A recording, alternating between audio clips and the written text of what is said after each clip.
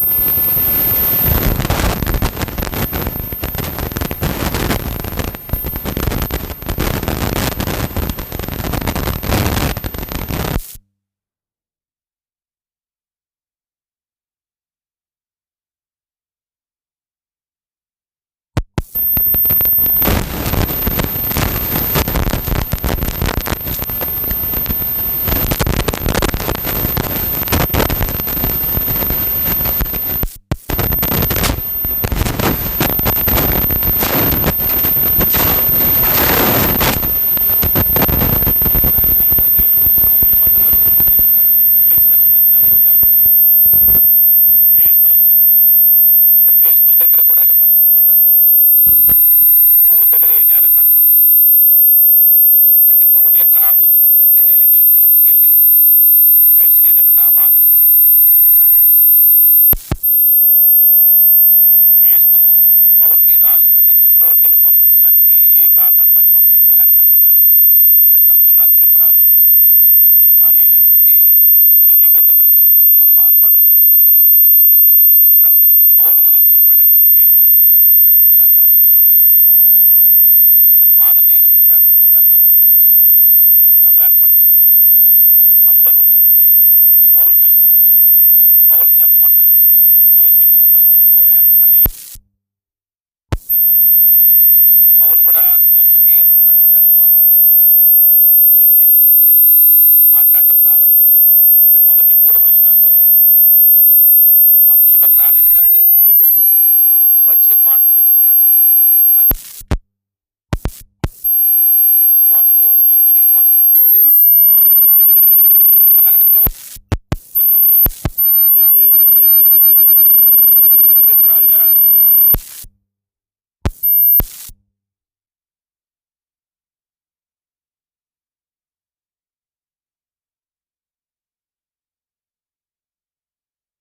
మాట్లాడుతున్నప్పుడు గౌరవంగా మాట్లాడి యూదులో ఉన్న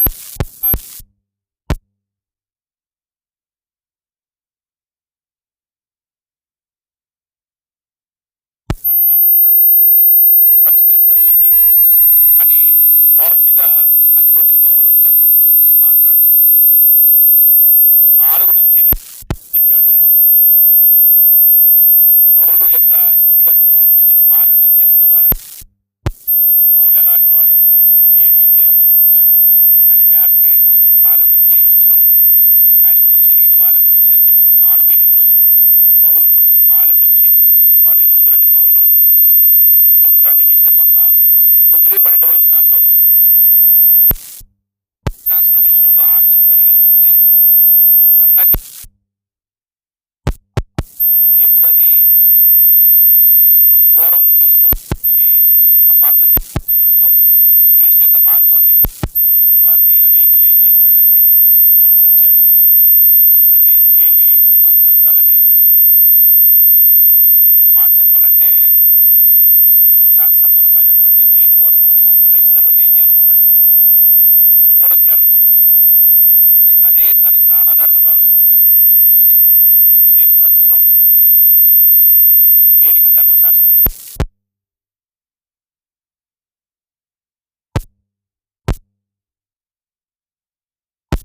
చేయాలి. అప్పుడు 13 నుంచి తనకు కలిగిన దర్శనాన్ని గురించి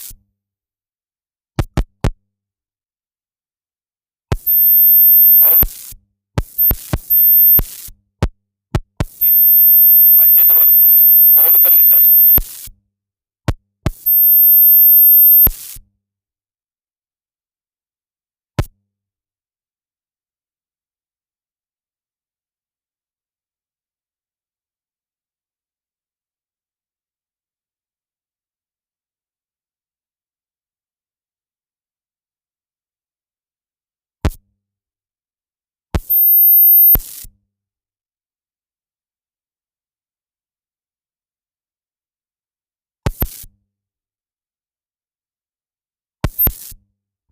రెండో అధ్యాయంలో కూడా యూదులందరితో లేకపోతే ఇశ్రాయేలు ప్రజలతో తాను ఎలా రక్షించబడ్డాడు చెప్పుకున్నాడు. ఇది ఎన్నోసారి చెప్పడం, 3వసారి. అంటే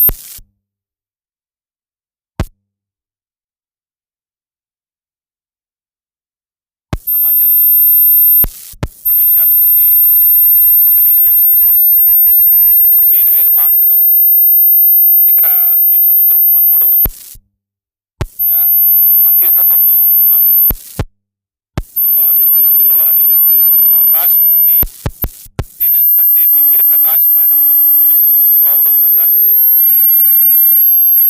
సమయం ఎప్పుడు చెప్తున్నాడండి? మధ్యాహ్నం అన్నాడండి. 9వ అధ్యాయం మధ్యాహ్నం అనే మాట కనబడదు.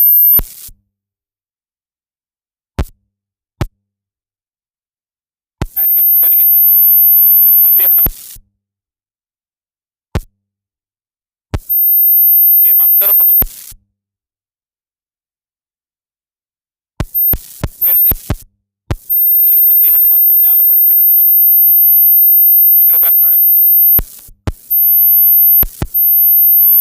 ఎక్కడ వెళ్తున్నాడమ్మా? ఏదో యెరూషలేములో ఉన్న ప్రధాన యాజకుల దగ్గర నుంచి అధికారం తీసుకోవడానికి వెళ్తున్నాడే. ఆయనకు ఉన్నటువంటి అధికార పత్రాలు, అంటే ప్రధాన యాజకుల దగ్గర నుంచి అధికార పత్రాలు పొందుకొని క్రైస్తవులు ఉన్నారు, కొంతమంది యూదుల్లో నుంచి క్రైస్తవులైన వారు ఉన్నారు, వాళ్ళు కూడా ఏం చేయాలి? బంధించి తీసుకోవాలి, వాళ్ళని హింసించాలి. క్రైస్తవ జరిగి చెప్పుకున్నాం. అప్పుడు సమయం ఎప్పుడంటే మధ్యాహ్న సమయం అన్నాడు. అప్పుడు వెళ్తూ ఉన్నప్పుడు ఆకాశం నుండి సూర్య తేజస్ కంటే మిక్కిలి ప్రకాశమైన ఒక వెలుగు త్రోవలో ప్రకాశించు చూచుతని, అంటే వెలుగును చూశాడు. మిగిలిన వాళ్ళందరూ వెలుగును చూశారు, పౌలు చూశాడు. ఆ వెలుగులో పౌలు ఏం చేశాడంటే యేసును చూశాడు, మిగిలిన వాళ్ళు వెలుగే చూశాడు. అప్పుడు ఆ తేజ మహిమను చూసినప్పుడు ఆయన కళ్ళు రెండు కూడా ఏమైనాయి అండి? పొల్లగమ్మునియండి, అంటే చూపు పోగొట్టుకున్నాడు పౌలు. అప్పుడు ఆ వెలుగులో నుంచి ఒక స్వరం విన్నాడు. ఏ భాషలో మాట్లాడాడు? 14 వర్షాలు చెప్తున్నాడు చూడండి. మేమందరము నేల పడినప్పుడు, సౌలా సౌలా నన్ను ఎందుకు హింసించున్నావు? అంటే ఆకాశం నుంచి ఒక స్వరం ఏమని మాట్లాడుతున్న పౌలు విన్నాడంటే, సౌలా సౌలా నువ్వు నన్నేలా, లేకపోతే నన్ను ఎందుకు హింసించున్నావు? మునుకోలునకు ఎదురుతనుట నీకు కష్టమని హెబ్రీ భాషలో ఒక స్వరం నాతో పలుకుట వింటిని. అంటే ఏంటండి ఆ భాష? ఏంటండి? హెబ్రీ భాష. ఏం మాట్లాడాడు? సౌలా సౌలా నన్ను ఎందుకు హింసించున్నావు? ఎవరై ఉండొచ్చండి బహుశా ఆ మాట మాట్లాడింది? యేసుప్రభు. అంటే యేసుప్రభుని హింసించాడు సౌలు? యేసుప్రభుని హింసించలా, శరీరంగా లేడు యేసుప్రభు వారు. మరి యేసుప్రభుని హింసించినట్టుగా యేసుప్రభు చెప్తున్నాడు. సంఘం ఆయన శరీరం కాబట్టి, ఆ శరీరంలో సభ్యులైన వారు ఒక్కొక్క అవయం కాబట్టి, ఇప్పుడు సంఘానికి శిరస్సు క్రీస్తు అయితే, ఇప్పుడు ఇదంతా బాడీ అయితే, బాడీ ఎవరండి? సంఘం అండి. అంటే శిరస్సు క్రీస్తు, ఈ బాడీ శరీరము సంఘం. చాలా అవయవాలు ఉంటాయి బాడీలో, శరీరంలో. ఈ అవయవాలందరూ కూడా బాప్తిసం ద్వారా ఒక్కొక్కరు ఒక్కొక్క అవయంగా చేర్చబడిన వారు. కొరింథీ పత్రికలో చెప్తారు కదా, 12వ అధ్యాయం 13వ వచనంలో, యూదుడైనను గ్రీసు దేశస్థుడైనను, దాసుడైనను స్వతంత్రుడైనను మనమందరము ఒక్క శరీరంలోనికే, అంటే ఒక్క శరీరంగా ఉండటానికే, అంటే ఒక సంఘం ఉండటానికి మనం ఏం చేయబడ్డాం అంటాడు? బాప్తిసం పొందాం అన్నాడండి. అంటే క్రీస్తు యొక్క శరీరంలో బాప్తిసం పొందినప్పుడు మనం అందరం ఏం చేయబడ్డామంటే ఒక్కొక్క అవయంగా చేర్చబడ్డామండి. అప్పుడు వీళ్ళందరినీ నడిపించే నాయకుడు, హెడ్ ఎవరంటే క్రీస్తు ప్రభు అండి. శిరస్సు క్రీస్తు. ఈ శరీరమైనటువంటి సంఘంలో మనమందరం అవయవాలండి. ఇప్పుడు పౌలు యేసును కొట్ల డైరెక్ట్గా వెళ్ళి, మరి ఎవరిని కొట్టారండి? యేసు శరీరంలో ఉన్నటువంటి ఈ అవయవాల్ని, ఈ సభ్యులు కొట్టాడండి. ఈ సభ్యుల్ని హింసిస్తున్నాడండి. ఈ సభ్యుల్ని ఈడ్చుకొని పోతున్నాడండి, చెరసాల్లో వేస్తున్నాడండి. అంటే విచక్షణ లేకుండా, అంటే తను నమ్మినటువంటి విశ్వాసం కొరకు తను చేసే నీతే భక్తి అనుకొని ఏం చేస్తాడంటే సంఘాన్ని పాడు చేయడానికి పూనుకున్నాడండి. అప్పుడు ప్రభు యొక్క ప్రత్యక్షత ఏమి తెలియపరుస్తుందంటే, సౌలా సౌలా నువ్వు నన్ను ఎలా హింసిస్తున్నావు, నువ్వు నన్ను ఎందుకు హింసిస్తున్నావు అనే మాట హెబ్రీ భాషలో మాట్లాడుతూ ఇంకో కఠినమైన మాట అక్కడ అన్నాడండి. మునుకోలుకు ఎదురు తన్నుతున్నావు అన్నాడండి. మునుకోలుకు ఎదురు తన్నుట నీకు కష్టమని. మునుకోలు అంటే ఏంటో? మునుకోలు అంటే నాగలకి చివరుండేది కదండి కర్రు. అంటే దానికి, మీరు అందరూ వ్యవసాయం చేసేవాళ్ళు కాబట్టి మీకు అవగాహన చూసే ఉంటారండి. పట్టణాల్లో ఉన్నవారికి తెలియదు. భూమిని దున్నటానికి ఉపయోగించే ఆ నాగలికి సన్నగుండిద్దండి కర్రు. అంటే దాంతో ఏం చేస్తారంటే భూమిని అలాగా దున్నుకుంటూ వెళ్ళిపోతారు. ఒకవేళ ఎవరైనా కోపంతో ఆ నాగలి కర్రను తండాడు అనుకోని ఏమైందండి? అతని కాళ్ళనే చీల్చేసిద్దండి. అంటే పౌలు ఎంత ప్రమాదకరమైనటువంటి స్థితిలో ఉన్నాడో యేసు చెప్తున్నాడే. ఇప్పుడు ఈయన యేసును కొట్లా వెళ్ళి యేసుప్రభు శరీరంలో ఉన్నటువంటి అవయవాలైనటువంటి సంఘ సభ్యులు కొడితే ఎవరిని కొట్టినట్టుగా యేసుప్రభు చెప్తున్నాడండి. నువ్వు నన్నేలా హింసిస్తున్నావు అన్నాడండి. అంటే క్రీస్తు యొక్క సంఘంలో ఉన్న వారిని, ఒక వ్యక్తిని హింసిస్తే ఎవరిని హింసించినట్టే. ఒకవేళ ఎవరైనా బూతురాడితే ఎవరిని బూతురాడినట్టే. ఎవరి మీదైనా చెడు సమాచారం చెప్తే, వాళ్ళకి ఏదైనా ద్రోహం చేస్తే ఎవరో ద్రోహం చేసినట్టే. ప్రస్తుతం మనుషులు దీన్ని ఇంత విలువైనదిగా చూస్తున్నారండి. యేసుప్రభు శిరస్సై ఉన్నాడు, ఆయన శరీరం సంఘం. ఆ సంఘంలో సభ్యుడిని ఎవరిని బాధ పెట్టకూడదు, ఎవరిని కాడిమాట అనకూడదు, ఎవరిని కొట్టకూడదు. ఎప్పుడైనా అనిపించిందండి? అంటే ఒకవేళ యేసుప్రభు ఇప్పుడు ఉండకపోవచ్చు మన మధ్య, యేసుప్రభు ఎలా ఫీల్ అవుతాడే? మనం ఎవరైనా కొడితే, ఎవరన్నా దూషిస్తే, ఎవరన్నా బాధ పెడితే, ఎవరిని బాధ పెట్టినట్టుగా ఫీల్ అవుతాడు యేసుప్రభు ఇప్పుడు. అప్పుడైనా ఇప్పుడు కూడా అండి ముఖాముఖిగా మన మధ్య లేకపోయినా యేసుప్రభు అలాగనే రియాక్ట్ అవుతాడే. నువ్వు నన్ను బాధ పెడుతున్నావు, నన్ను కొడుతున్నావు, నన్ను ఎందుకు హింసిస్తున్నావు అని యేసుప్రభు ఇప్పుడు బాధపడతాడే. అంటే ఒకవేళ మనం క్రీస్తు శరీరంలో ఉంటే ఎక్కడున్నట్టండి? సంఘంలో, క్రీస్తు శరీరంలో అంటే క్రీస్తు యొక్క సంఘంలో ఉన్నట్టే. అంటే మనం క్రీస్తులోని బాప్తిస్మం పొందినప్పుడు క్రీస్తు శరీరంలోనే బాప్తిస్మం పొందాం, క్రీస్తు యొక్క సంఘంలో ఉన్నట్టే. అంటే ఇప్పుడు లోకంలో ఉన్నటువంటి మనుషులకి క్రీస్తు కావాలి, ఆయన రక్తం ఇచ్చి సంపాదించిన సంఘం అవసరం లేదండి. క్రీస్తు కావాలి, క్రీస్తుని చాలా మంది ఇష్టపడతారండి. కానీ క్రీస్తు రక్తం ఇచ్చి సంపాదించిన సంఘాన్ని మాత్రం మనుషులు ఏం చేయరండి, ఇష్టపడతారండి. కారణం ఏంటి? ఇప్పుడు నా శిరస్సు వేరు, శరీరం వేరు, అంతేనా కదా? అంతేనా? ఇప్పుడు మీ ఇంటికి వచ్చి ఏదో పని చేశారు, మీకు చేతులు పని చేసినాయి, కాళ్ళు చేతులు పని చేసినాయి, ఆ పని కష్టపడ్డాయి, కాళ్ళు చేతులు బాగా కష్టపడ్డాయి. పని చేసింది కాళ్ళు చేతులు కదని కనీసం మంచినీళ్ళు చేయకుండా, నోరుకి మంచినీళ్ళు కూడా ఇవ్వకుండా ఉంటారా? పనిచేసింది కాళ్ళు చేతులు కదా, నోరుకి కనీసం మంచినీళ్ళు కూడా ఇవ్వకుండా ఉంటారా? అంటే దాని అర్థం ఏంటండి? ఈ తలని, ఈ బాడీని వేరుగా చూడలేమండి మనం. ఒక మనిషిని దేని బట్టి ఐడెంటిఫై చేస్తామండి, దేని బట్టి గుర్తిస్తాం? తల, ఈ మొండె రెండు కలిస్తేనే మనిషిగా గుర్తిస్తాం తప్ప తలని, బాడీని వేరు చేసిగా చూడలేమండి. క్రీస్తుని, ఆయన సంఘాన్ని వేరుగా చూడలేమండి. అంటే క్రీస్తు శిరస్సై ఉన్నాడు, ఆయన శరీరం సంఘం అయితే రెండింటిని ఎలా వేరుగా చేస్తాం? అంటే లోకంలో మనుషులకి క్రీస్తు కావాలి కానీ ఆయన సంఘం అవసరం లేదండి. క్రీస్తులో ఉంటే ఆయన సంఘంలో ఉన్నట్టు. నేను క్రీస్తును అంగీకరిస్తాను కానీ ఆయన సంఘాన్ని మాత్రం అంగీకరించను అంటారండి. అది ఎలాగ సూట్ అయింది? బైబిల్లో ఆయన వరుడితో పోల్చబడ్డాడు, సంఘం దేంతో పోల్చబడిందండి? వధువుతో పోల్చబడిందండి. అంటే రెండు వేరుగా చూద్దామా? ఆయన భర్త అన్నాడు, సంఘం భార్యతో పోల్చబడిందండి. రెండు వేరుగా చూద్దామా? అంటే మనుషులకి యేసుప్రభు కావాలనుకుంటున్నారు కానీ యేసుప్రభు రక్తం మీద సంపాదించిన సంఘం అవసరం లేదండి ప్రస్తుతం. అందుకే నాకు అర్థమైంది ఏంటంటే, నేను సంఘంలో ఉంటే క్రీస్తులో ఉన్నట్టే. ప్రభు ఒకవేళ ఆయన ప్రత్యక్షత రెండోసారి వచ్చినప్పుడు ఎవరి కొరకు వస్తాడండి? దేనప్పు చెప్తానండి తండ్రికి.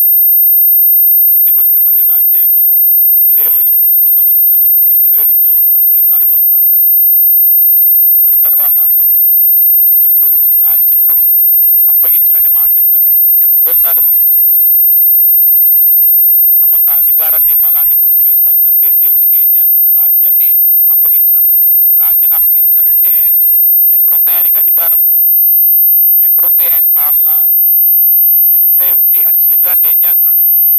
పరిపాలన చేస్తున్నాడు. కాబట్టి ఈ రాజ్యమైనటువంటి సంఘాన్ని యేసుప్రభు ఆయన రెండో మారు వచ్చినప్పుడు తండ్రి దేవుడికి ఏం చేస్తాడు? ఆ రాజ్యాన్ని అప్పగిస్తాడు. పెంతెకోస్తు పండుగ దినాన ఈ రాజ్యమైనటువంటి సంఘం మీద ఆయన శిరస్సుగా, రాజుగా పట్టాభిషేకుడు అయ్యాడు. అప్పుడు మనం బాప్తిస్మం పొందితే అంధకారంలో ఉన్న మనల్ని దేవుడు ఏం చేశాడు? తాను ప్రేమించి తన కుమారుడు క్రీస్తు యొక్క రాజ్యంలోనికి తీసుకుని వచ్చాడు. మనం మరణ వరకు నమ్మకంగా ఉంటే, మన వ్యక్తిత్వాన్ని కాపాడుకుంటే, ఈ లోకంలో లోకాశలో పడిపోకుండా నా వ్యక్తిత్వాన్ని జాగ్రత్తగా కాపాడుకుంటే, ప్రభుని పోలు నడుచుకోవడానికి నా జీవితాన్ని కొనసాగిస్తూ ఉంటే, ప్రభు రాకల్లో ఒకవేళ నేను చనిపోకుండా ఉంటే ప్రభు రాకడ సంభవిస్తే ఈ రాజ్యాన్ని ఏం చేస్తాడండి? సంఘమైనటువంటి రాజ్యాన్ని తండ్రికి అప్పచెప్తాడండి. అంటే అంటే నేను బయట ఉంటే నాకు క్షేమం కాదండి, ఈ లోకంలో ఉంటే నాకు క్షేమం కాదు. లోకంలో ఉన్న వారందరూ ఏం చేయబడతారండి? విడిచిపెట్టబడతారండి. వారు తీర్పులోకి వెళ్తారండి. వీళ్ళు ఏం చేయబడతారంటే తీర్పు నుంచి తప్పించబడి ఆ నిత్య జీవాన్ని ఏం చేస్తారు? స్వతంత్రించుకుంటారు, నిత్య రాజ్యాన్ని స్వతంత్రించుకుంటారండి. రైట్. ఇక్కడ అంటే నేను చెప్పాలనుకున్నటువంటి చిన్న సూత్రం ఏంటంటే, పౌలు యేసును కొట్ల, కానీ నన్ను ఎలా హింసిస్తున్నావని ఎందుకు చెప్తున్నాడు, నన్ను ఎందుకు హింసిస్తున్నావనే మాట ఎందుకు చెప్తున్నాడు అంటే, యేసు శరీరమైంది సంఘం. ఆ సంఘంలోకి బాప్తిసం పొందినటువంటి ప్రతి వ్యక్తి ఒక్కొక్క అవయంగా చేర్చబడితే, ఈ అవయవాలు లేకపోతే సభ్యులను బాధ పెడితే అది ఎవరిని బాధ పెట్టినట్టంటే యేసుని బాధ పెట్టినట్టండి. మనం క్రీస్తులో ఉంటే ఆయన సంఘంలో ఉన్నట్టు. ఆయన బాధ పెడితే అంటే సభ్యుని బాధ పెడితే యేసుని బాధ పెట్టినట్టు. అంటే బుద్ధుడిని ఎప్పుడు ఎవరిని కూడా ఏం చేయకూడదు, బాధ పెట్టకూడదు, ఎవరిని హింసించకూడదు, ఎవరిని కాని మాట అనకూడదు. కానీ మనకి ఈ అవగాహన ఉందండి. మనం క్రీస్తులో ఉండి కూడా ఒరే ఒసే ఒసే అని పిలుచుకుంటామండి. ఈ సాంప్రదాయం మనం ఇంకా జబ్బు పోలేదనుకుంటాయి. ఉరి అని కూడా అనకూడదండి, గౌరవంగా సంబోధించడం నేర్చుకోవాలండి. అంటే మనం ఇంకా మార్చుకోలేదండి, చాలా మాటలు మార్చుకోలేదండి. అనవసరమైన దుర్భాష వచ్చిందని నోట్లో నుంచి. అంటే నోరుని కాసుకోవాలండి. వెళ్ళిపోదాం. అంటే ఒక స్వరం పలుకుట వింటిని, అంటే మిగిలిన వాళ్ళేమో శబ్దం విన్నారు, ఆ మాటలు వినలేదండి. కానీ పౌలు మాత్రం ప్రభుని చూశాడు, ఆయన కళ్ళు పోయినాయి, స్వరం విన్నాడు, స్పష్టంగా అర్థమైంది. అప్పుడు ఎవడో ప్రభు అంటాడు చూడండి 15వ వర్షంలో. అప్పుడు నేను అంటే నేను చెప్పింది నేనేమన్నానో చెప్తున్నాడు నగిరిపరాజుతో. అప్పుడు నేను, ప్రభువా నీవు ఎవడవని అడుగుగా, అంటే కొంచెం అధికారంలో ఉన్న వ్యక్తి కదండి, అది ఆయన దగ్గర అధికారం ఉంది. ఎవడో నువ్వు అన్నట్టుగా కొంచెం దురుసుగా మాట్లాడండి, ఎవడో ప్రభువా. అప్పుడు నీవు హింసించిన యేసును, అంటే యేసుప్రభు డైరెక్ట్గా చెప్పాడండి. మనం కల్పించింది కాదు, యేసుప్రభుని హింసించాడండి. యేసుప్రభు చెప్పాడండి, నువ్వు హింసిస్తున్న యేసుని. యేసుప్రభు డైరెక్ట్గా అట్లా యేసుప్రభు శరీరమైన సంఘంలో ఉన్నటువంటి సభ్యులు బాధ పెట్టినప్పుడు యేసుప్రభు తనను బాధ పెట్టినట్టుగా ఆయన భావించి ప్రభు ప్రత్యక్షత వలన ఆయనకి జ్ఞానోదయం కలుగు చేశాడండి.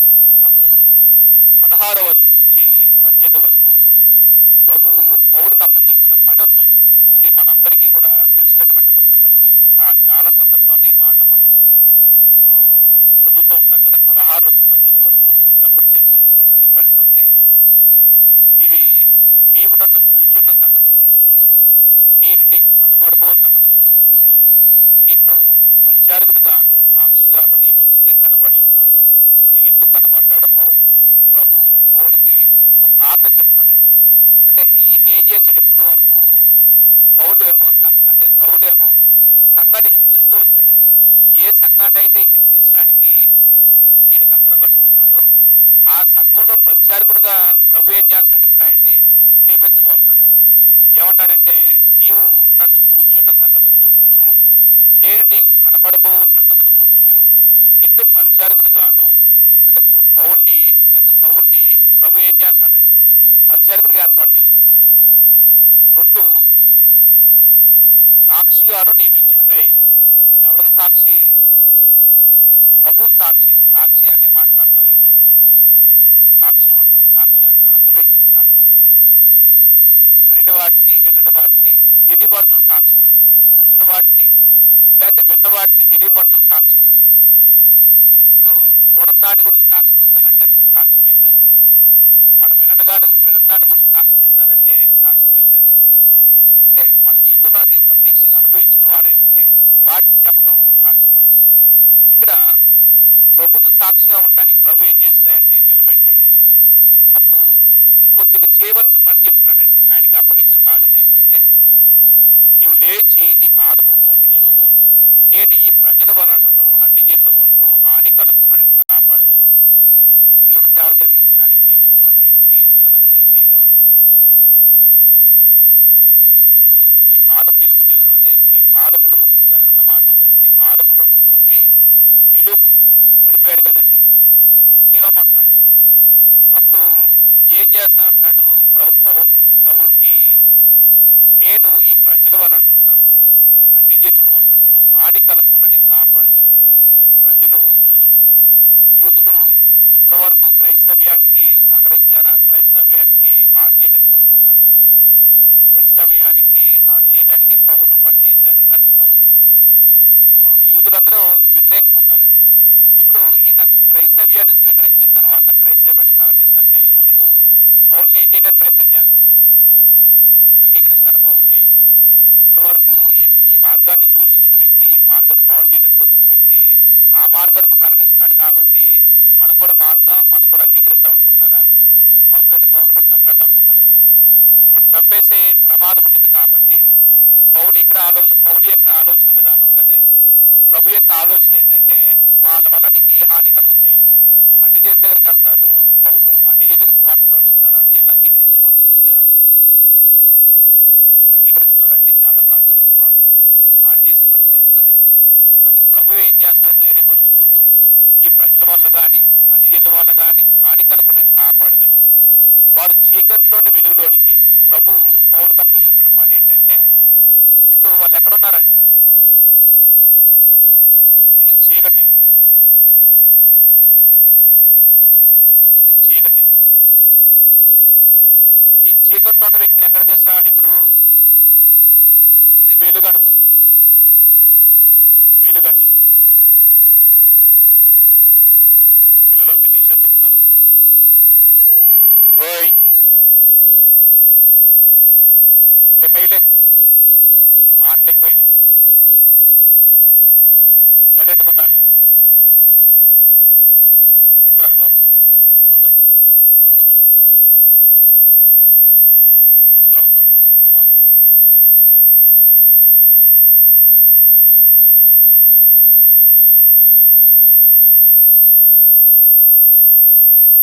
ఇట్రా ఇట్రా.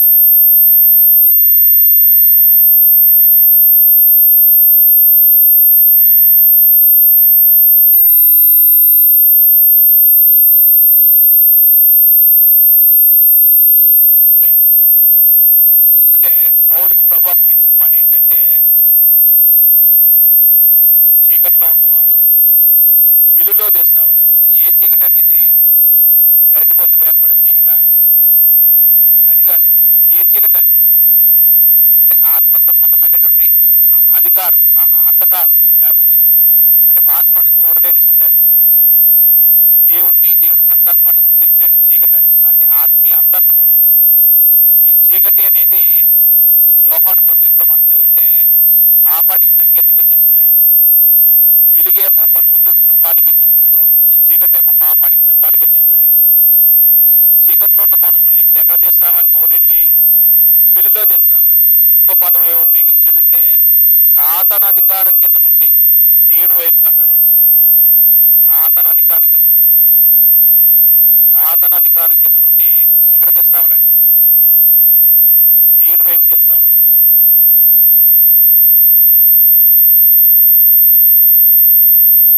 మూడు, నా యందలి విశ్వాసం చేత పాపక్షమాపణను పరిశుద్ధపరచబడిన వారిలో శ్వాసం పొందినట్లు. అంటే ఒకప్పుడు పాపి, ఈ పాపి ఏం చేయబడాలండి? పరిశుద్ధపరచబడాలి, పరిశుద్ధపరచబడాలి.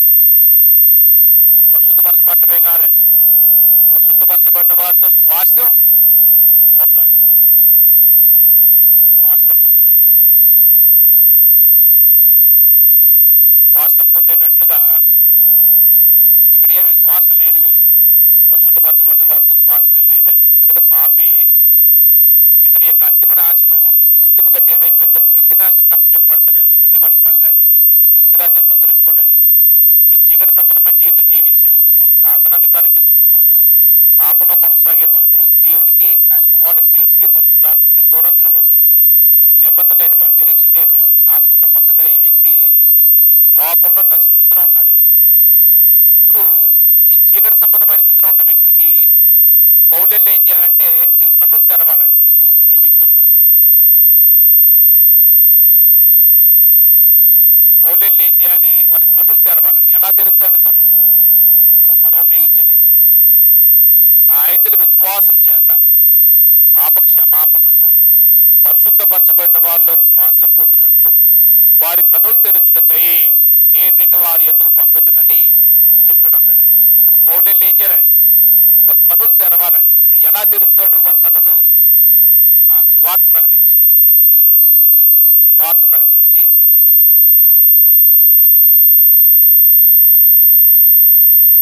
ఇప్పుడు సువార్త ప్రకటించడం వల్ల ఒక మనిషి దేవుని గురించి, క్రీస్తుని గురించి, పరిశుద్ధాత్మ గురించి,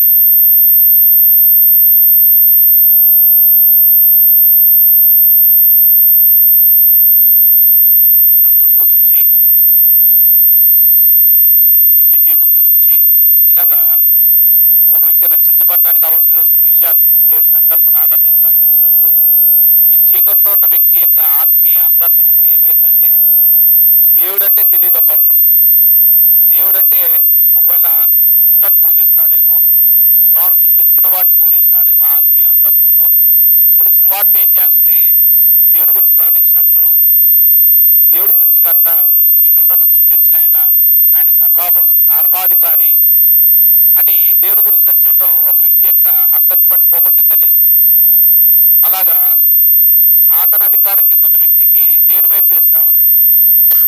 సాతానాధికారం కింద ఉన్న వ్యక్తి దేవుడి కుమారుడు బ్రతకడు కాబట్టి, దేవుడి నీతి నియమం నడుచుకోలేడు కాబట్టి, దేవుని యొక్క అధికారం కిందకు వస్తే దేవుని చిత్తాన్ని ఏం చేయగలడు? మనిషి జరిగించగలడు. క్రీస్తు యొక్క అధికారం కిందకు వస్తే ఒక వ్యక్తి దేవుని యొక్క చిత్తాన్ని ఏం చేయగలడు? జరిగించగలడు. పరిశుద్ధాత్మ చేత నడిపించబడితే ఒక వ్యక్తి దేవుని చిత్తాన్ని ఏం చేయగలడు? జరిగించగలడు. కాబట్టి సాతానాధికారం కింద ఉన్న వ్యక్తిని ఏం చేయాలి? ఇప్పుడు దేవుని వైపు తీసుకురావాలి. పాపిని పరిశుద్ధపరచబడి పరిశుద్ధుడి యొక్క శ్వాసాన్ని పొందుకునేటట్లుగా క్రీస్తునందు విశ్వాసం ఉంచమని ఈయన వెళ్ళి సువార్త ప్రకటించి ఏం చేయాలి? వారి కనులు తెరవాలండి. ఇప్పుడు ఒక సువార్తికుడు చేయవలసిన పని ఇదండి.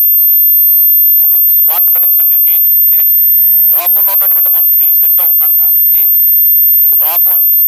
లోకం ఆత్మీయ అంధత్వంలో ఉందండి. సృష్టికర్త నెరవేరిన స్థితిలో ఉందండి. చీకటి సంబంధమైన బ్రతుకులండి. ఆత్మీయ అంధత్వం అన్నాడండి కొలస్సా పత్రికలో. అంధకార సంబంధమైన అధికారం నుంచి దేవుడు ఏం చేస్తున్నాడు? విడుదల చేస్తున్నాడు. ఎక్కడ తీసుకొస్తున్నాడు? విడుదల చేసి తాను ప్రేమించి తన కుమారుడు క్రీస్తు యొక్క రాజ్య నివాసులుగా ఉండటానికి తీసుకొస్తున్నాడు. పేతురు రాసిన పత్రికలో చెప్పిన మాట ఏంటంటే, చీకట్లో ఉన్నటువంటి వారిని అంటే దేవుడు ఆశ్చర్యకరమైన తన విలువలను పిలిచాడంటే, అంటే ఇదంతా కూడా ఆత్మీయ అంధత్వం అండి. ఆత్మ సంబంధమైనటువంటి స్థితిలో గుడ్డివారుగా బ్రతుకుతూ ఉన్నవారు సువార్త ఏం చేస్తుందంటే మన మనోనేత్రాలు వెలిగించిందండి. దేవుణ్ణి చూడగలిగే విధంగా, దేవుడు అంటే ఎలాంటి వ్యక్తిత్వం కలిగిన వాడు అర్థం చేసుకునే విధంగా ఒక వ్యక్తి యొక్క మనోనేత్రాలు ఏం చేస్తుంది? సువార్త. వాస్తవానికి దేవుడిని నేను చూడలేదు, మీరు చూడలేదు, కానీ దేవుడిని విశ్వసించాం లేదా? దేవుడిని అంగీకరించాం లేదా?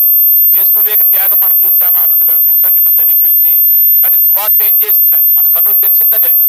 నా పాప స్థితిని నాకు అర్థమయ్యేలా చేసింది ఏంటంటే సువార్త అండి. నేను ఎంత దుర్భరమైన జీవితం జీవిస్తున్నానో నాకు తెలియపరిచింది ఏంటంటే సువార్త అండి. ఈ ఆత్మీయ అంధత్వం ఉన్న వ్యక్తి యేసు యొక్క బలియాగం ద్వారా రక్షించబడటానికి ఒక అవకాశం ఉంది. పరిశుద్ధాత్మ చేత నడిపించబడటానికి, క్రీస్తు యొక్క సంఘంలోకి వచ్చి క్రీస్తు యొక్క సారూప్యం సంపాదించడానికి, ఆ నిత్య జీవాన్ని స్వతంత్రించుకోవడానికి దేవుడు మనకి ఈ విషయాలన్నీ కూడాను సువార్త ద్వారా ఏం చేశాడండి? మన దగ్గరికి తీసుకొచ్చాడండి. సువార్త పరిచర్య చేసే వ్యక్తి యొక్క పని చిన్న పని కాదండి. సువార్తికుడు మన దగ్గరికి వచ్చి వాక్యం చెప్తున్నాడంటే, ఇదిగో చీకట్లో ఉన్న వ్యక్తిని ఎక్కడ తీసుకొస్తున్నాడండి? వెలుగులో తీసుకొస్తున్నాడు. మనం చేయాల్సింది అదేదండి. బ్రదరు, మీరు ఆత్మీయంగా అంధత్వంలో ఉన్నారు, పాప స్థితిలో ఉన్నారు, సాతానాధికారం కింద ఉన్నారు అంటే వాళ్ళకి అర్థమయ్యే విధంగా ఈ స్థితిని ఆ స్థితిని ఏం చేయాలండి? వివరంగా తెలియపరచాలండి. అంటే వాళ్ళని తృణీకరించి దూషించి అపహాస్యం చేస్తే వాళ్ళు గ్రహించలేరండి. అంటే వాళ్ళకి ఎలా చెప్తే అర్థమైందో ఈ కంపారిజన్ ఏం చేయాలండి? తెలియపరచాలండి. వాళ్ళ మనసులో పెట్టగలగాలండి. అది సువార్త ప్రకటించే వాడి యొక్క లక్ష్యం అదండి. అప్పుడు 19వ వచనంలో లేదా 18వ వచనం చివరేమన్నాడంటే, శ్వాసం పొందినట్లు వారి కన్నులు తెరచుటకై నేను నిన్ను వారి ఎద్దుకు పంపెదనని చెప్పాను. అక్కడ వరకు 18 వరకు దర్శనం వాటికే రాసుకుందామండి. పౌలు కలిగిన దర్శనం. 19 నుంచి 24 వరకు ఇంకో పేరా డివైడ్ చేద్దాం దీన్ని. 19, 24 వరకు. అప్పుడు ఈ దర్శనానికి, ఇది సామాన్యమైన దర్శనం, గొప్ప దర్శనం. అది అంటే సామాన్యమైన దర్శనమే కదండి, చాలా గొప్ప దర్శనం అండి. అంటే ఈ గొప్ప దర్శనానికి ఒక వ్యక్తి భక్తి కలిగిన వాడైతే ఏం చేస్తాడంటే విధేయత చూపిస్తాడు, భక్తిహీనుడైతే ఏం చేస్తాడంటే తృణీకరిస్తాడండి. అయితే దానికి లోబడ్డండి, ఆ పనికి లోబడే తత్వం కలిగి ఉండండి. అంటే పౌలు లోబడ్డాడనే విషయం చెప్తున్నాడు ఇప్పుడు 19 నుంచి 23 వరకు అండి. సారీ, 24 అన్నా కదా, 23 వరకు. 23 వరకు ఈ చిన్న పేరా చదువుతాం. కాబట్టి అగ్రిప్ప రాజా, అంటే అడ్రస్సింగ్ చూడండి, అంటే ఎవరితో చెప్తున్నాడో స్పష్టంగా ప్రతి సందర్భంలో రాజా, అగ్రిప్ప రాజా అంటే ఇప్పుడు ఈ విషయాలన్నీ ఎవరితో షేర్ చేసుకుంటున్నాడండి? రాజుతో చెప్తున్నాడండి. అప్పుడు కాబట్టి అగ్రిప్ప రాజా, ఆకాశం నుండి కలిగిన ఆ దర్శనమునకు నేను అవిధేయుని కాక, అంటే ఈ దర్శనానికి పౌలు ఏం చూపించలేదండి? అవిధేయత చూపించలేదండి. అవిధేయత చూపించిన వ్యక్తి అయితే ఏమైపోయాడండి అక్కడే. ఒకవేళ అక్కడే ప్రభు యొక్క ఉగ్రతకి కారకుడై చచ్చిపోయాడేమో. కానీ విధేయత చూపించాడండి. అంటే చాలా సందర్భాల్లో మన దగ్గర కూడా సువార్త వచ్చిందండి. మన దుస్థితిని మనకు తెలియపరిచినప్పుడు విధేయత చూపించే వాళ్ళు ఎక్కువ మంది ఉన్నారా, అవిధేయత చూపించే వాళ్ళు ఎక్కువ మంది ఉన్నారా? విధేయత చూపించమంటే లోబట్టమండి, అవిధేయత చూపించమంటే ఎదురాటమండి. వాళ్ళు అంతే చెప్తారులే, మీరు అంతే అంటారులే. పౌలు, నువ్వు నన్ను ఎలా హింసిస్తున్నావు, నీకు ఈ పని చెప్తున్నావు అన్నప్పుడు ఇంకా ఆ ధర్మశాస్త్రం అనే వ్యామోహంలో లేడండి. ఆ మబ్బులు పోయినాయండి. భౌతికంగా నేత్రాలు గుడ్డితనం వచ్చింది, కానీ మనోనేత్రాలు మాత్రం ఏమైనాయండి? ఈ బాహ్య నేత్రాలు మాత్రం గుడ్డితనం వచ్చింది, పొల్లగమ్మేసినాయి. కానీ మనోనేత్రాలకు మాత్రం ఏమైనాయండి? వెలిగించబడ్డాయండి. ప్రభుని చూడగలిగాడండి. ప్రభు యొక్క ప్రత్యక్షత అర్థమైందండి. నేను హింసించినటువంటి యేసే క్రీస్తు, ఆయన స్వరక్తమే సంపాదించిన సంఘాన్ని నేను పాడు చేసినంత కాలం, అయ్యో నేనంత ఆ అజ్ఞానంతో ఈ పని చేసినని పశ్చాత్తాపడి ఉంటాడండి. ఆ పశ్చాత్తాపడి నేనేం చేయాలని ప్రభుని అడిగినప్పుడు ఇది ఈ పని అప్పచెప్పి ఉంటాడండి. అది 3 చోట్ల 9వ అధ్యాయం, 22వ అధ్యాయము, అలాగనే ఈ 26వ అధ్యాయం 3 చోట్ల కంపేర్ చేస్తే అయితే కలిపి చదివినప్పుడు ఇన్ఫర్మేషన్ వచ్చిందండి. ఇప్పుడు 20వ వచనంలో అవిధేయుని కాక అన్నాడు, అంటే 19వ వచనం చివర. అంటే ప్రస్తుతం సువార్త ప్రకటించడానికి కూడా కొంతమంది నిర్ణయించుకొని వస్తారండి. అంటే సువార్తకు కూడా కొంతమంది ఏమవుతున్నారండి, సువార్తకులు అవిధేయత చూపిస్తున్నారండి. కొంతమంది రక్షించబడ్డారండి సువార్త విని, రక్షణకరమైన జీవితాన్ని కొనసాగించుకుంటూ కొంతమంది ఏమైపోయారండి, అవిధేయులు అయిపోతున్నారా లేదా? ప్రస్తుతం విధేయత కలిగి బ్రతికే వాళ్ళు లేరండి. ప్రతి సందర్భంలో అవిధేయతేనండి, అనేక సందర్భాల్లో అవిధేయతేనండి. అంటే విధేయుల కంటే కూడా అవిధేయులు ఎక్కువ ఉన్నారు ప్రస్తుతం ప్రభు యొక్క సంఘాల్లో. అందుకే సంఘాల్లో ఎదుగుపోతుకున్నది కారణం ఏంటండి? దేవుని వాక్యానికి లోబడే మనస్తత్వం కలిగిన వాళ్ళు ఉంటే, ఆ లోబడే తత్వం కలిగిన వాళ్ళు సంఘం యొక్క అభివృద్ధి కొరకు పాటుపడతారండి. ప్రతిదానికి అవిధేయత, తిరుగుబాటు తత్వం, ప్రతిదానికి ఎదురాటమే, ప్రతిదానికి వ్యతిరేకంగా ఉండటమే. ఇప్పుడు వాళ్ళ వల్ల సంఘాలు ఎలాగ అభివృద్ధి చెందుతాయండి? అది చాలా చోట్ల అభివృద్ధి చెందవండి ప్రభు యొక్క సంఘాలు. అప్పుడు ఎక్కడెక్కడ ప్రకటించారు చెప్పాడు చూడండి.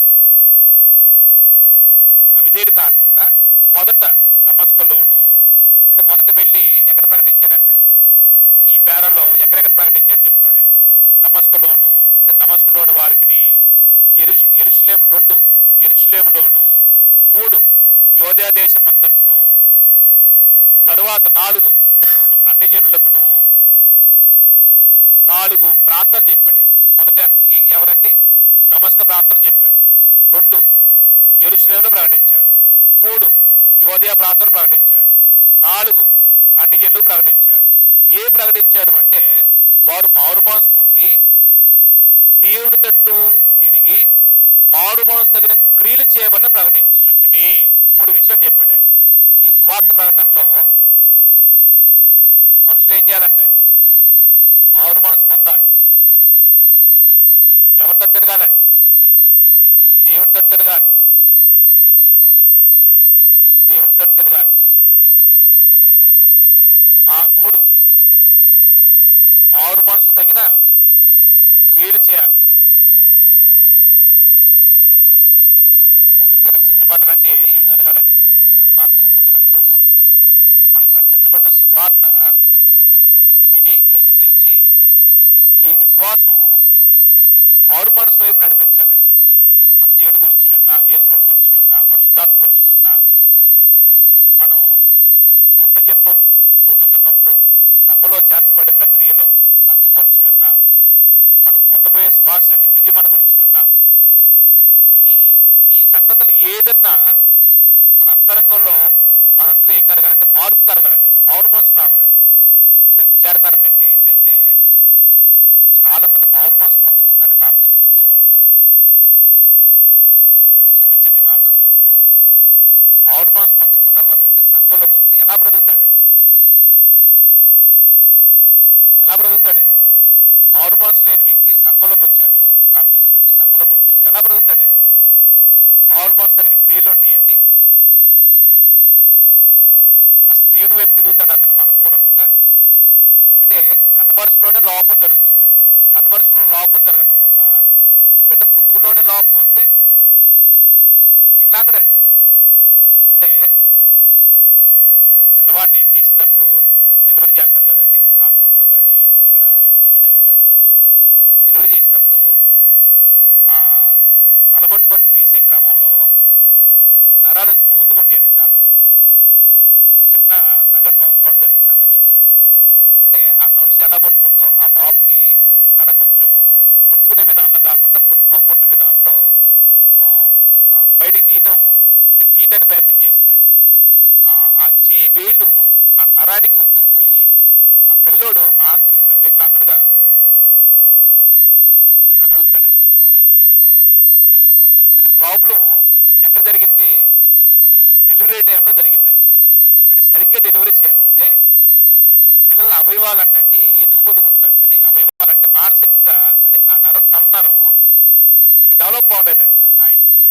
ఇంకా అలాగనే మానసికంగా అంటే ఆ జుల్లు కారుతుండేదండి ఒక పక్క నుంచి, సరిగ్గా నడకూడదండి, నడుస్తుంటాడండి. ఒక చోట జరిగిన సంగతి చెప్తున్నాడండి. అంటే ఎవరి నిర్లక్ష్యం అది? ఒక నర్సు లేకపోతే ఒక డాక్టర్ గారి నిర్లక్ష్యం అండి. అంటే డెలివరీ చేసే విషయంలో చాలా జాగ్రత్త చేయాలండి, లేకపోతే పిల్లలు ఎదుగుదల ప్రమాదం అండి. అలాగనే ఒక వ్యక్తి దేవుడు పుట్టే విషయంలో కూడా ఒక సువార్తను ఏం చేయాలంటే స్పష్టంగా దేవుని వాక్యాన్ని ఏం చేయాలండి?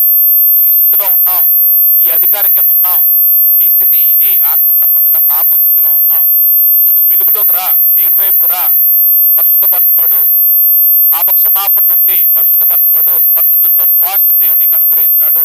కాబట్టి నీ జీవితంలో జరగాల్సింది ఏంటంటే సువార్త విన్న తర్వాత విశ్వసించి నీవు మారుమనసు పొందాలి. మారుమనసు అంటే ప్రవర్తన దిద్దుబాటు. మారుమనసు అంటే మనం ఏమంటామంటే మనసు మార్చుకోవడం అంటాడు సింపుల్ గా.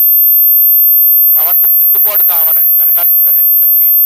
దిద్దుబాటు లేకుండా చేంజ్ యువర్ మైండ్ అంటే ఏం ఉపయోగం? నీ మనసు మార్చుకుంటే మైండ్ సెట్ మార్చుకుంటే ఏం ఉపయోగం అండి? దిద్దుబాటు ఉండాలండి. ఆ దిద్దుబాటు కలిగిన వ్యక్తి ఏం చేస్తాడు? దేవుని దగ్గరకు వస్తాడండి. దిద్దుకోలేని వాడు ఏం చేయలేడు, దేవునితో తిరగలేడండి. అంటే అలవాట్లు మానుకున్న వ్యక్తి అయితే దేవుని దగ్గరకు రాగలడండి, దేవుని హత్తుకోగలడండి. మార్చుకోలేని వాడు దేవుని సంధికి వస్తాడా? వచ్చిన హృదయపూర్వకం దేవుని ఏం చేయలేడండి, హత్తుకోలేడండి. అప్పుడు మారు మనసు తగిన క్రియలు ఉంటాయా? అంటే మారు మనసు తగిన క్రియలు అంటే ఏంటంటే ఇప్పుడు నేను ఇంత ముందు బాప్తిసం ముందు ఒకవేళ మందు తాగేవాడిని, పేకాట, సిగరెట్లు ఇవన్నీ అలవాట్లు ఉండే అనుకోండి. ఇప్పుడు బాప్తిసం పొందిన తర్వాత వాటిలో కొనసాగాలి కదండి. బలహీన కదా, అప్పుడప్పుడు చేయాలి. వాటి విషయంలో ఏమవ్వాలండి? చచ్చిపోవాలండి. విగ్రహారాధికుడు బాప్తిసం పొందాడు, మారు మనసు పొంది బాప్తిసం పొందాడు, సంఘంలోకి వచ్చాడు. మారు మనసు తగిన క్రియ ఏంటండి? విగ్రహార్థం నుంచి దూరంగా పారిపోవాలి లేదా విగ్రహార్థం వదిలిపెట్టాలండి. ఇంకా అలాగా మీరు చాలా పెట్టుకోవచ్చండి. అబద్ధం కానీ ఎవరికైనా మోసం చేసే వృత్తి ఉంటే, కొంతమంది వ్యాపారంలో మోసగాళ్ళు ఉంటారండి. ఇప్పుడు ఆ మోసం వ్యాపారాన్ని ఏం చేయాలండి? మానేసేయాలండి. అది మారు మనసు తగిన క్రియ అండి. అంటే మారు మనసు తగిన క్రియలు లేకపోతే మనం సరిగ్గా కన్వర్షనే తేడా అండి. ఏమో ప్రస్తుత క్రీస్తు యొక్క సంఘాల్లో నిజంగా మనం మారు మనసు పొంది ప్రభుత్వ దేవునితో తిరిగి మారు మనసు దగ్గర క్రియలు ఎంతమంది ఉన్నాయో మనలో ఆత్మపరిశీలన చేసుకోవడానికి ఎవరినో చూడడం అవసరం లేదండి, మనల్ని మనం చూసుకుంటే మన జీవితాలు మార్చుకోవడానికి అవకాశం ఉంటుందండి. ప్రస్తుతం మనం ఏం చేస్తాం, ఇతరులను చూడడానికి ప్రయత్నం చేస్తున్నామండి. వీళ్ళు ఎలా ఉన్నారు, వాళ్ళు ఎలా ఉన్నారు, వీళ్ళు ఎలా ఉన్నారు, ఈవిడ ఎలా ఉంది, వాళ్ళు ఎలా ఉన్నారు, ఎవరి గురించో కాదండి చూడాల్సింది. మనల్ని మన గురించి చూసుకుంటే మన జీవితాలు మార్చుకునే అవకాశం ఉంటాయండి. ఇంకో చిన్న మాట చెప్పి ముగింపుకు వస్తాను. అది ఏంటంటే ఇక్కడ అన్నాడు 21వ వచనంలో, మారు మనసు తగిన క్రియలు చేయవాలని ప్రకటించుచుంటిని.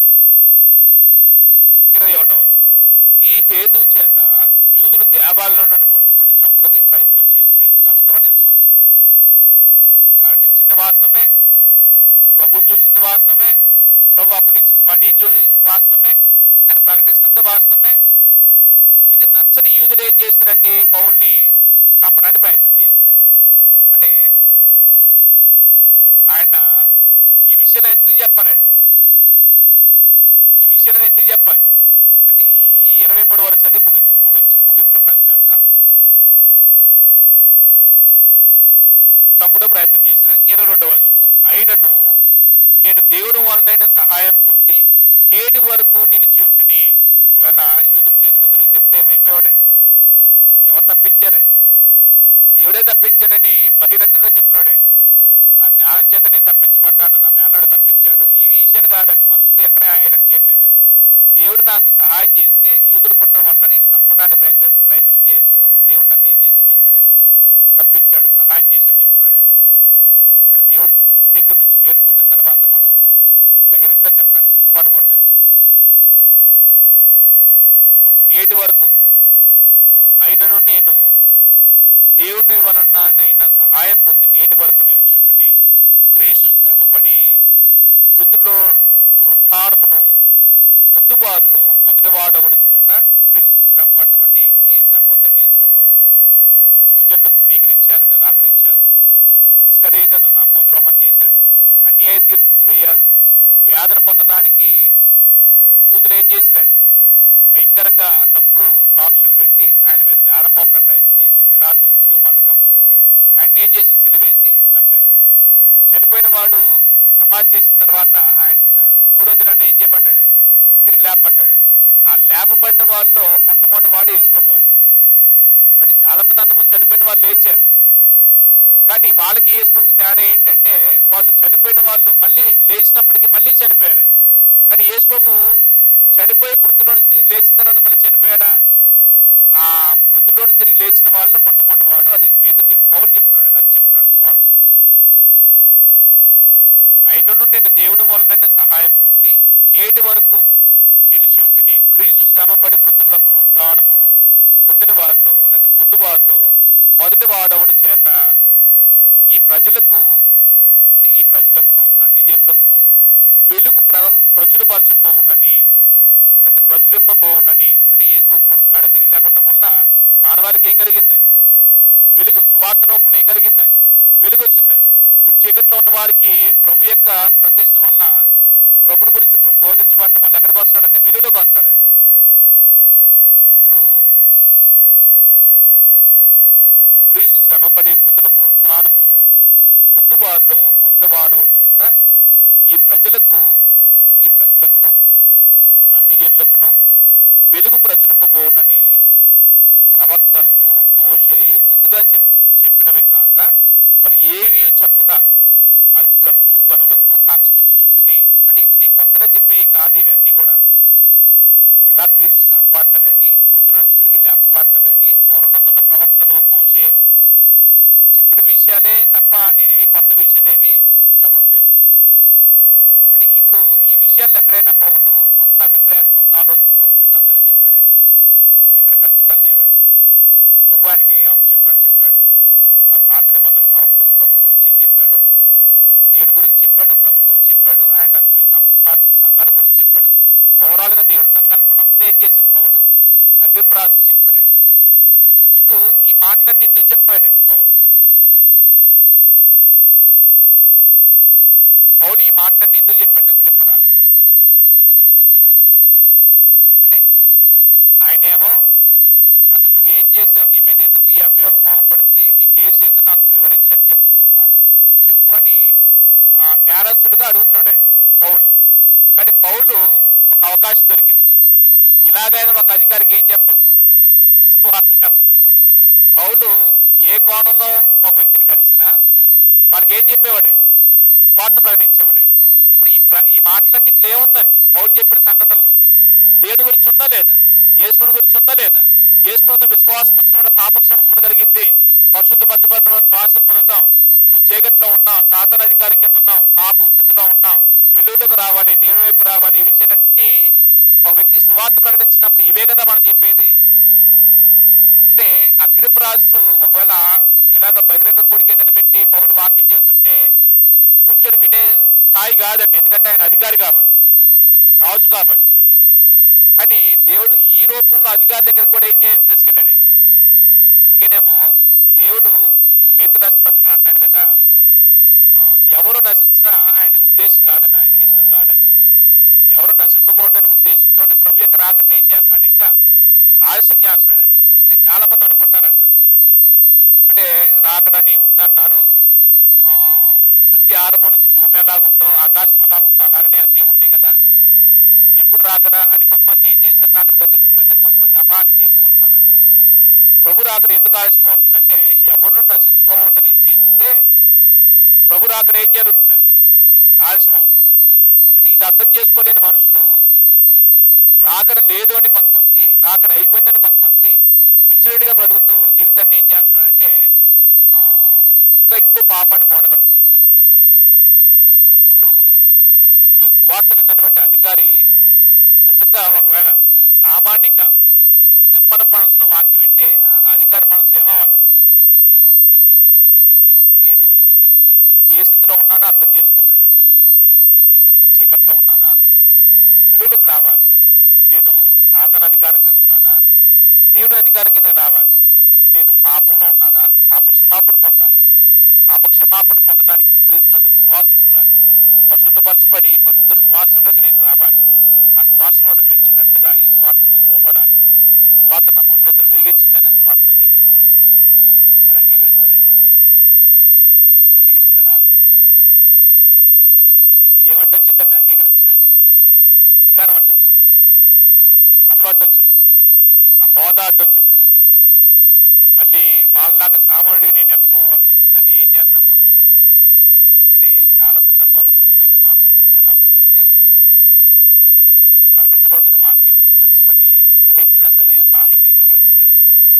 వాళ్ళ కులం అడ్డు వచ్చిందండి, వాళ్ళ మతం అడ్డు వచ్చిందండి, వాళ్ళ ఆచారాలు అడ్డు వస్తాయండి, వాళ్ళకు ఉన్నటువంటి పలుకుబడి, వాళ్ళకున్న పెత్తనం పోయిద్దండి. అంటే ఇవన్నీ వదులుకోలేరండి. వాళ్ళకు ఉన్నటువంటి సమాజంలో అప్పటి వరకు ఉన్నటువంటి ఆ విశ్వాసంలో ఆ పద్ధతుల్లో ఒక గుర్తింపు ఉంటుంది కదండి. అవన్నీ కాదు ఇది అని అంగీకరించి రావడానికి మనుషులకి అవన్నీ ఏమవుతున్నాయండి? అడ్డుబండగా ఉన్నాయండి. ఆ అడ్డుబండను కానీ ఛేదించగలిగితే వాళ్ళు పరలోక సంబంధమైనటువంటి వాతావరణంలోకి వస్తారండి. పరిశుద్ధుల పట్టణంలో ప్రవేశించడానికి పరలోక సంబంధమైన వాతావరణంలోకి వస్తారండి. ఎఫెసీ పత్రిక అదే చెప్తుండే, ఆయన మనల్ని క్రీస్తు కూడా లేపి పరలోక సంబంధమైన స్థలంలో కూర్చుని పెట్టినట్టాడండి. ఏంటంటే ఆ పరలోక సంబంధమైన స్థలం ఆయన రక్తం మీద సంపాదించిన పరిశుద్ధపరచబడిన సంఘం అండి. అంటే యేసు ప్రభు శిలువలో చనిపోయిన తర్వాత ఆ దేవర తెర ఏం చేశాడండి? చినిగిపోయిందండి, పైనుంచి కిందకి చినిగిపోయిందండి. ఈ అతి పరిశుద్ధాలని ఏం చేశాడండి? యాగం చేసేసాడండి. ఇప్పుడు సంఘంలో బాప్తిసం పొందిన వ్యక్తి ఎక్కడ కూర్చుంటున్నాడండి? పరలోక సంబంధమైన స్థలంలో కూర్చుంటున్నాడండి. పరలోకంలో నీతి ఉంటుంది, సంఘంలో నీతి ఉంటుంది. పరలోకంలో దేవుడి అధికారం ఉంటుంది, సంఘంలో దేవుని యొక్క అధికారం ఉంటుంది. పరలోకంలో దేవుని యొక్క చిత్తం జరగాలి, సంఘంలో దేవుని చిత్తం జరిగించబడాలి. అందుకు మనం సంఘంలోకి వచ్చామంటే ఎక్కడ కూర్చున్నామంటే పరలోక సంబంధమైన వాతావరణంలో కూర్చున్నామండి. పరలోకం వెళ్ళే మార్గం అన్నాడు హెబ్రీ పత్రికలో. ఈ మార్గం అనే మాట సంఘానికి సంబంధించింది అపోస్తల 9వ అధ్యాయం చదువుతున్నప్పుడు. కాబట్టి ఈ విషయాలన్నీ మీరు కొంచెం జాగ్రత్తగా అర్థం చేసుకోవాలని ప్రయత్నం చేస్తూ ఏం రాసుకుందామండి. మనం ఎక్కడ వరకు చదువుకున్నాం? 23 వరకు కదా. 23 వరకు ఏం రాసుకుందామండి అంటే తనకు కలిగినటువంటి అద్భుత దర్శనమునకు లోబడుచున్నానని పౌలు చెప్పిన సంగతి ఆ పేరలో ఉందండి. పౌలు కలిగినటువంటి అద్భుత దర్శనంకు పౌలుకు కలిగిన అద్భుత దర్శనమునకు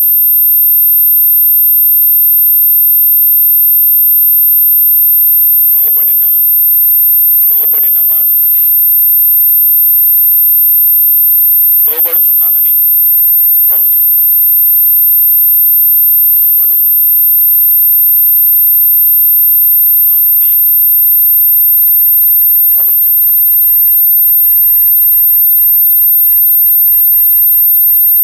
కాబట్టి ఈ మాటలో మనసు పెట్టి కొంచెం దేవుని వాక్యానికి లోబడి దేవుని యొక్క ఇది వాక్యము దేవుని మాట అని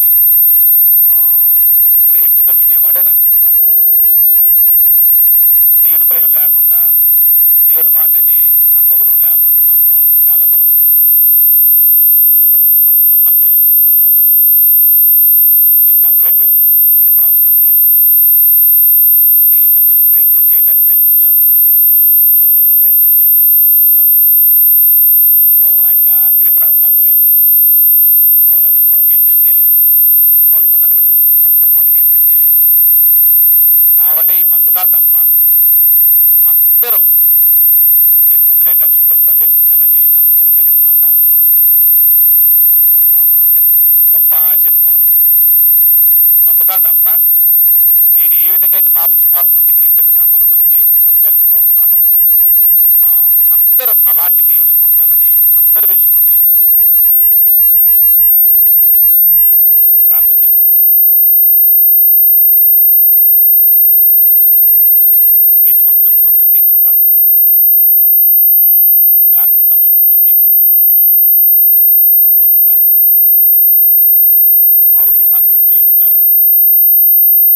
ఏ విషయాలైతే మాట్లాడుతూ తాను పూర్వ స్థితిని రక్షించబడిన తర్వాత ప్రభు చేత ఏమి బాధ్యతలు అప్పచెప్పబడ్డాయో ఆ బాధ్యతలకు ఏ విధంగా లోబడి వాటికి విధేయత చూపించి మీ పరిచయలో పాలువాడి ప్రకటించారో ఈ విషయాలు మేము చదువుతున్నప్పుడు గొప్ప పనిలో ఒక గొప్ప వ్యక్తిని మీరు ఏర్పాటు చేసుకున్నటువంటి కార్యం నాయన మేము ఇలాగ అర్థం చేసుకుని మీరు కూడా స్వార్థ పరిచయ విషయంలో లోకంలో ఎన్నికలైన మాకు గొప్ప పరిచయ నిమిత్తం మమ్మల్ని పాలువారు చేసి మీ సేవా పరిచయలో ముందుకు సాగిపోగలుగుటకు అవకాశం ఇచ్చారు. ఈ గొప్ప పనిని నమ్మకంగా మేము మరణ పర్యంత వరకు చేయలాగిన మాకంటి జ్ఞాన వివేకం కలుగు చేయండి. ప్రతి సంఘం నాయన మేము చీకట్లోని వెలుగులోకి వచ్చామని, వెలిగింపబడిన మేము అనేకులు వెలిగించాలని ఈ కోణంలో సువార్తను చేతబట్టి అనేకులు ప్రకటించగలిగే విషయంలో జ్ఞానుల వలె మేము జ్యోతుల వలె ప్రకాశమానంగా నడుచుకుంటూ వెలిగించగలిగే భాగ్యం మా అందరికీ దయచేయమని ప్రార్థన చేస్తూ ఉన్నాం. మేము నిజంగా వెలిగించబడిన వారమైతే నాయన ఆ వెలుగుచున్నటువంటి దీపం ఏ విధంగా ఇతరులకు వెలుగునిస్తుందో మేము కూడా చీకట్లో ఆత్మీయ అంధత్వంలో ఉన్న వారికి సరైన మార్గాన్ని చూపించి వెలుగులోనికి నడిపించగలిగే విధంగా మా జీవితాలను మార్చుకోగలిగే భాగ్యం కలుగు చేయండి. మా గ్రామస్తులను మీరు దీవించి ఆస్వాదించండి. ఈ స్థలమందు మీ సన్నిధిలో పాల్గొని మీ వాక్యం వినినటువంటి ప్రతి సహోదరుని సహోదరి మనల్ని కూడా దీవించండి, ఆస్వాదించండి. వారి కుటుంబాల్లో వారికి ఉన్న ప్రతి అవసరంలో మీరు జ్ఞాపకం చేసుకుని మీ చిత్తానుసారంగా మేలు చేయమని ప్రార్థన చేస్తున్నాం. వారి ఎక్కర్లో వారికి ఉన్న వ్యాధి బాధల్లో ఆర్థికపరమైన సమస్యల్లో కుటుంబంలో నెమ్మది శాంతి సమాధానం పరిస్థితున్న వారందరి విషయంలో కూడా మీ దయ చూపించి మేలు చేస్తారని నమ్ముతూ విశ్వసిస్తూ ఈ రాత్రంతా కూడా మీకు ఆపుదలు అందించి ప్రభుదినం కొరకు మేము పూర్ణంగా సిద్ధపడి మీ సన్నిధిలో గడుపులాగిన మాకు అనుకూల సమయం మీరు ప్రార్థింపజేస్తారని నమ్ముతూ విశ్వసిస్తూ ఆన్లైన్లో పాల్గొన్న వారు కానీ ఈ శబ్దయంత్రం ద్వారా మీ మాటలు వినిన వారిని బట్టి కానీ అందరి విషయంలో మీ దయ మీ కృప మీ కనికరం కటాక్షం చూపించి మేలు చేస్తారని నమ్ముతూ ఈ మనవులన్నీ కూడాను యేసుక్రీస్తు వారి పరిశుద్ధమైన నామంలో వినయం చేత బ్రతిమలాడి వేడుకొని ప్రార్థిస్తున్నాం తండ్రి, ఆమేన్. ప్రభునామంలో మీ అందరికీ వందనాలు తెలియపరుస్తున్నాం అండి.